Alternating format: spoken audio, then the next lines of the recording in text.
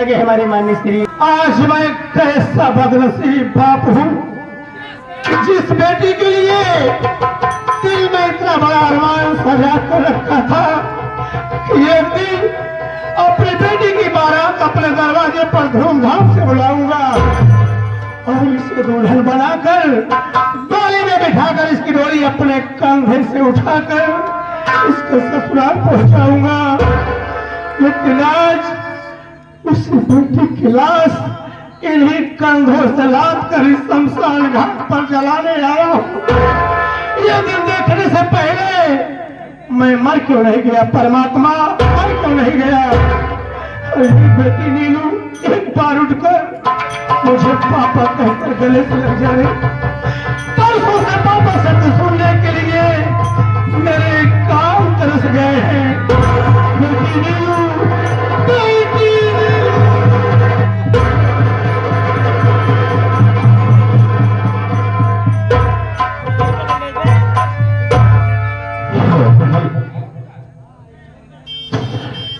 बच्चे की लाश लेकर सम्मान घाट पर आया। चल रहा है अपने बच्चे की लाश पर बिना कपन के सफर करेगा। पूरा ही जा रहा है बालू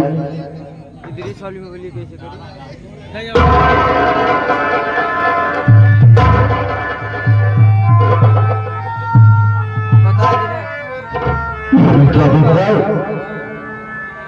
कि संसार घाट पर एक ऐसा स्थान है जो लोग के पास बैठ कर रो रहा है। चल रहा है उसके पास, शायद कुछ उसका दोस्त हो जाए, क्योंकि अपने दोस्तों को खतरा थे।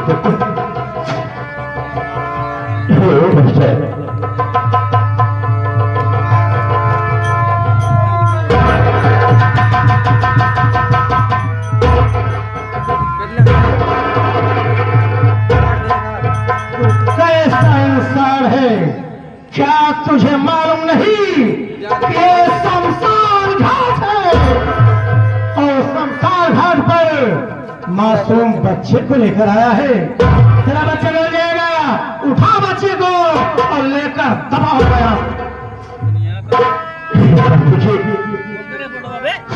अब मेरा बच्चा कभी नहीं जाएगा, इस दुनिया को छोड़कर जा चुका हूँ मैं उसे। क्या कहा? तेरा बच्चा इस दुनिया में अब नहीं है।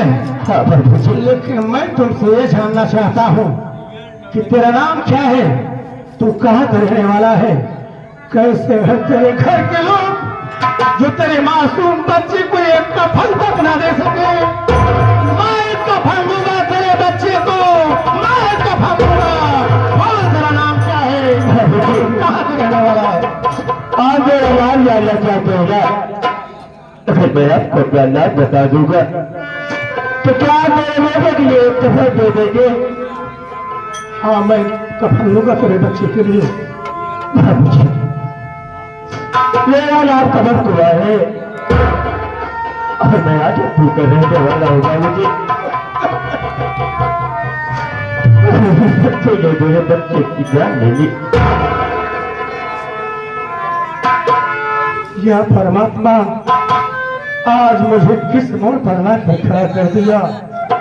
एक तो मेरा छोटा भाई कमल कुमार है, इसे मैं कैसे बताऊं कि तेरा बड़ा भाई चमन कुमार मैं हूँ। ये मुन्ना कमल मुझे गांव सदाए, मैं कोई गैर नहीं रे, मैं कोई गैर नहीं। तेरा बदनसीब भाई चमन कुमार मैं हूँ मुन्ना। मुन्ना कमल मैं तुझे गले से लगा लूं।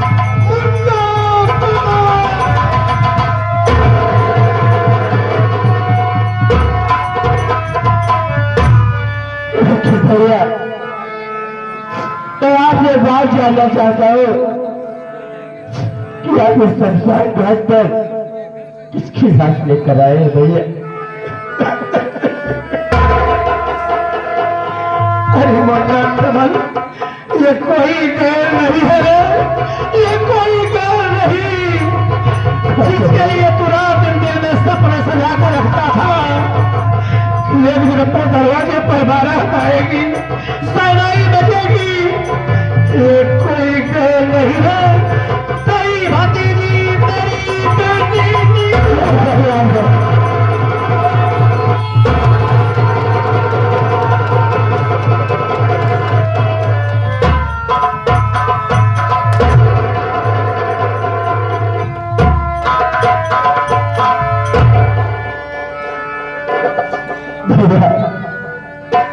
आज ये सब कैसे हुआ? मेरे भतीजी की जान कितने में उन्ना कमल बेटी नीलू कुमारी में सारा हाथ अपने सौतेली मां कलावती भक्ति का है, लेकिन इसे मारने वाला वो कमीना दरोगा सीतामलाल सक्सेना है, जिसे मैं मौत के घाट डाल दिया मुन्ना। लेकिन मैं तुमसे ये जानना चाहता हूँ कि तेरा मासूम बच्चा कैसे मरा? क्या ये बीमार था? बोल मेरे भाई, तेरे मासूम बच्चे की मौत कैसे हुई? नहीं भैया, मेरा मासूम बच्चा बीमार नहीं था। आज मुझे एहसास हो गया कि जब मेरी भतीजी की जान सौतेले बात हो सकती है,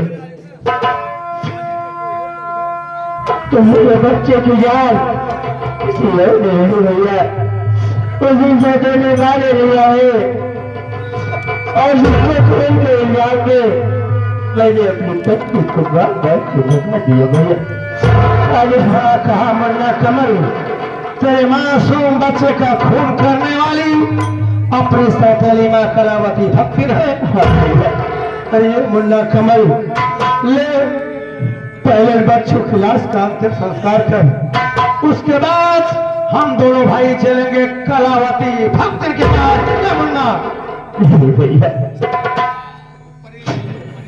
आज मुझे बहुत दिलों बाद मिले, ये छोटा भाई मेरे भाई के रहते हुए मेरे बच्चों की लाश में नहीं दबा कर सकता। आप उससे गए हैं, आप दोनों बच्चों की लाश को दफन कीजिए भैया। ठीक है मुन्ना कमल, यदि तू कहता है कि बच्चों की लाश का अंतिम संस्कार मैं करूं तो मैं ही करूंगा मुन्ना, मैं ही करूंगा। अरे मुन्ना, कितना खुश नसीब है रे, बहुत खुश नसीब है। भाई बहन एक साथ जी तो ना सके, लेकिन आज एक साथ एक कफन में एक चिता पर जलने जा रहे हो मुन्ना। तो बहुत खुश नसीब है, तो बहुत खुश नसीब है।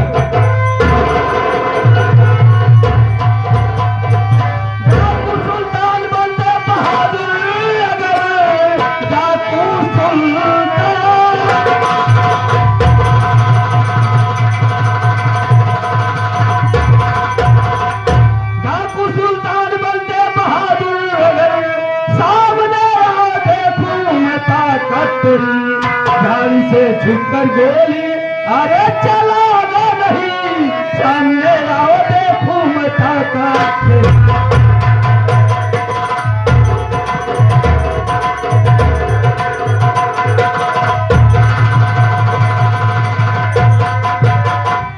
देख भाई कमल, आ रही है पुली, लाख बच्चों की साथ न जल पाएगी। फिर रखा है चारों तरफ से पुली, अब करी हाथ में शायद लग जाए। लोग भैया बनाकर दफन कीजिए, ये पुलिस वाले कुछ भी न कर पाएंगे। लाख जलते गए और पुले मेरी कोई कदम के अदम जाए।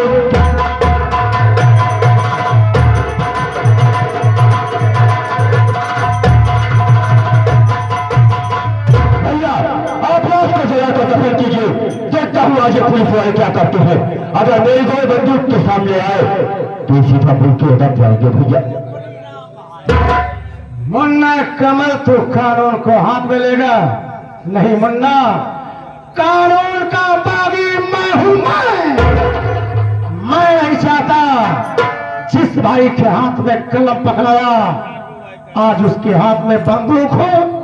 नहीं मुन्ना, ला बंदूक मुझे दे, पुलिस को मैं संभालता हूँ और ले जाकर बच्चों की लाश का अंतिम संस्कार कर। ये हो भैया, आप मुझसे बड़े हैं, आप दोनों बच्चों की लाश को आप दफन कीजिए।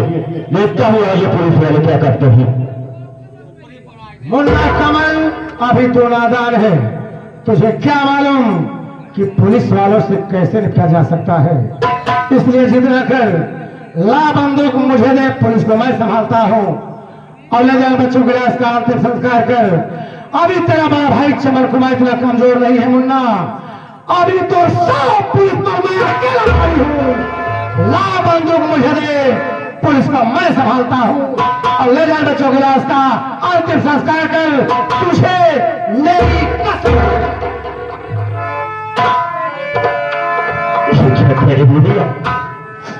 आज इधर ये रात मेरी आपसे मुलाकात हुई, आप मुझे कसम देकर अपनी मजबूर कर दिए। अगर आप यही चाहते कि मैं दोनों बच्चों की लाश को दफन करूं तो ठीक है भैया, आपकी जैसी इच्छा। मुन्ना कमल, तू रोता क्यों है? मुझे कुछ नहीं होगा, मैं तुमसे बहुत जल्द मुलाकात करूंगा। देर मत कर, उठा बच्चों की लाश, ले जा अंतिम संस्कार कर, नहीं तो पुलिस आ जाएगी तो जान मुश्किल में पड़ जाएगी। उठा बच्चों को। ठीक है भैया।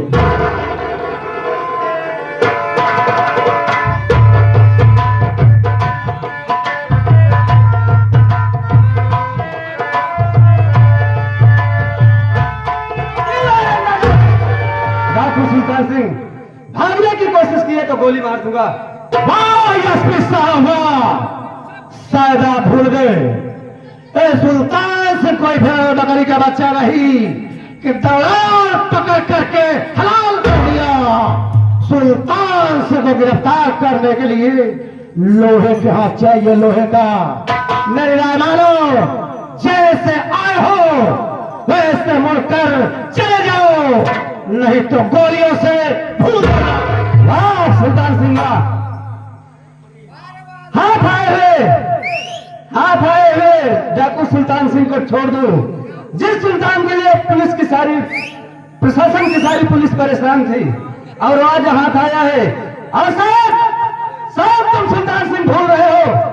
एक बार जरा अपनी नजर उठाकर चारों तरफ देख, पुलिस की जितनी बंदूक है सभी निशाने तेरे खोपड़ी पर है। सिर्फ मेरे इशारे की देर है। अगर मैं एक इशारा कर दूं ना तो पुलिस की इतनी गोली तेरी खोपड़ी में घुसेगी कि पहचानने वाले को मुश्किल हो जाएगा ये डाकू सुल्तान सिंह की खोपड़ी है या तंदूर की जली हुई रोटी है। लगता है ख्वाब सजा कर आए हो मुझे नहीं करने के लिए। तुम्हारे ख्वाब को साकार कर दूंगा, लेकिन आज नहीं। आज ये सुल्तान सिंह मजबूर है, सिर्फ 24 घंटे की मोहलत चाहता है। 24 घंटे के अंदर ये सुल्तान सिंह खुद अपने कदमों से चलकर आपके थाने में आत्मसमर्पण कर देगा। लेकिन क्या मैं कैसे मान लूं कि 24 घंटे के अंदर तुम अपने आप को आत्मसमर्पण कर दोगे? भरोसा दिलों का विश्वास होता है साहब, आप मेरी बातों पर विश्वास कीजिए। 24 घंटे के अंदर ये सुल्तान सिंह खुद कानून को आत्मसमर्पण कर देगा। तो ठीक है सुल्तान सिंह, मैं तुम्हें 24 घंटे का मौका दे रहा हूं और ये मत समझना कि शेखर एसपी तुम्हें मौका दे रहा है। नहीं, एक इंसानियत के नाते मैं तुम्हें 24 घंटे का मौका दे रहा हूं, लेकिन इतना याद रहे 24 घंटे के अंदर अगर तुम अपने आप को कानून के हवाले ना किए तो जहां कहीं पर भी मिलोगे मुझे, मैं तुम्हें दौड़ाकर इनकाउंटर में मार दूंगा। सुल्तान सिंह जो कहता है उसे करता है साहब, आप घड़ी देखते रहना। सिर्फ 24 घंटे, 24 घंटे से एक भी मिनट ज्यादा हुआ तो आपके बंदूक की गोली होगी, इस सुल्तान सिंह का सीना होगा। मैं जा रहा हूं, जय सुल्तान साहब। बोलो, बात क्या है साहब? जिस सुल्तान सिंह को आप वर्षों से तलाश कर रहे थे वही सुल्तान सिंह आपके सामने आया, आप सुल्तान सिंह को छोड़ दिए। बात क्या है साहब? चौकीदार राहुल, हाँ साहब। शायद तुम ये सोच रहे होगे कि साहब डर गए इसलिए डाकू सुल्तान सिंह को छोड़ दिए। हाँ साहब। नहीं चौकीदार, ऐसी कोई बात नहीं। मैं सोच रहा हूं कि अकेला सुल्तान सिंह को मारकर क्या करूंगा। अगर अकेला सुल्तान सिंह को मार दूंगा तो इसके गिरोह के जितने डाकू हैं, हाँ साहब, नाराज हो जाएंगे, गुस्से में आ जाएंगे। गुस्से में आकर के वो थाना भी फूंक सकते हैं। इसलिए मैं ये सोच रहा हूं कि मैं सुल्तान सिंह के पूरे गिरोह को खत्म कर दूं। और मैं सुल्तान सिंह को ऐसे नहीं छोड़ा हूं। हाँ साहब। मैं सुल्तान सिंह को छोड़ने से पहले पुलिस को फोन करके बता दिया हूं कि सुल्तान सिंह जा रहा है, इसके पीछे लग जाओ। पुलिस को पीछे लगा दिया हूं। और बचे हम तुम चलते हैं इसके अड्डे पर, देखते हैं कि इसके अड्डे पर इसके गिरोह के कितने आदमी हैं, और जितने मिलेंगे सबको हम लोग वहीं पर पकड़ लेंगे, गिरफ्तार कर लेंगे। हाँ साहब। और चलो चलते हैं साहब।